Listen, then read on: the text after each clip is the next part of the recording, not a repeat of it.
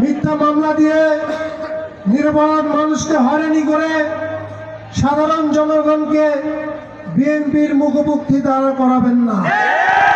যখন জনগণ এই ফ্যাসিস্ট সরকারের বিরুদ্ধে রুখে দাঁড়িয়েছিল, তাদের এই শেখ হাসিনার পাশে তার কোন নেতা কর্মী দাঁড়ায় নাই। একটি দলের নেত্রী পলায়ন করেছে, সাথে তার 300 এমপিও পলায়ন করেছে। অতি শীঘ্রই আপনারা নির্বাচন দিয়ে জনগণের সরকারকে আপনারা প্রতিষ্ঠিত করুন।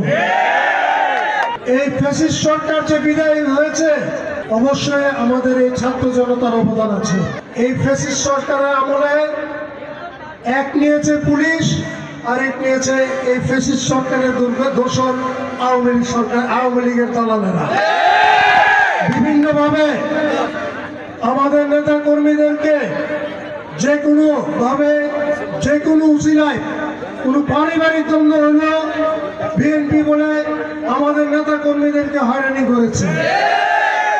সিল্কোর সিল্ক অ্যান্ড শাইন, যাতে আছে আর্গান অয়েল ও ওট প্রোটিনের গুডনেস, যা আপনার চুলকে রাখে হেলদি অ্যান্ড শাইনিং। যখন জনগণ এই ফ্যাসিস্ট সরকারের বিরুদ্ধে রুখে দাঁড়িয়েছিল, তাদের এই শেখ হাসিনার পাশে তার কোন নেতা কর্মী দাঁড়ায় নাই।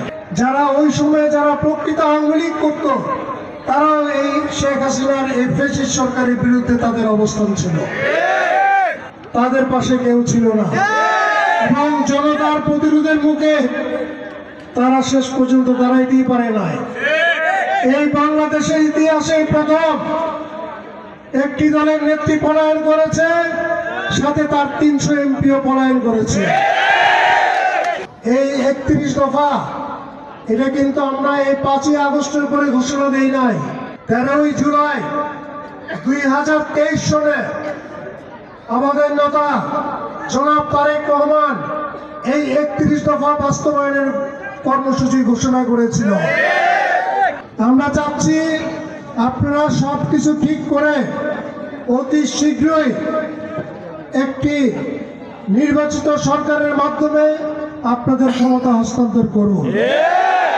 নির্বাচিত সরকার ছাড়া সবকিছু ঠিক করতে হলে জনগণের সরকার দরকার। অতি শীঘ্রই আপনারা নির্বাচন দিয়ে জনগণের সরকারকে আপনারা প্রতিষ্ঠিত করুন। নিজেদের অবস্থান সুসংহত করে সেই সম্মানটুকু নিয়ে আপনারা বিদায় হতে পারবেন।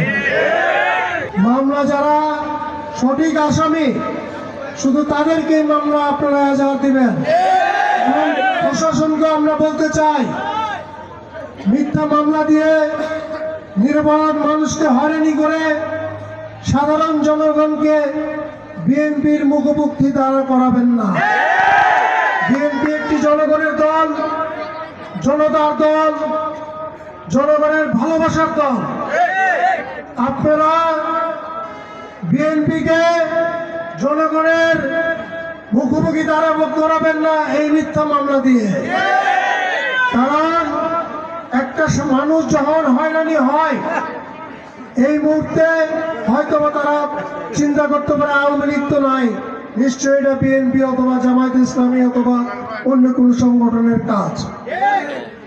কিন্তু আমি আমার নেতৃবৃন্দকে আমরা ইতিমধ্যে বিভিন্নভাবে সতর্ক করেছি, কোনো সাধারণ মানুষকে যাতে হয়রানিমূলক কোনো মামলা না জানানো হয়। জনগণকে সম্পৃক্ত রাখবেন, এমন কিছু করবেন না সাধারণ জনগণ যাতে বিএনপি থেকে মুখ ফিরিয়ে না নেয়।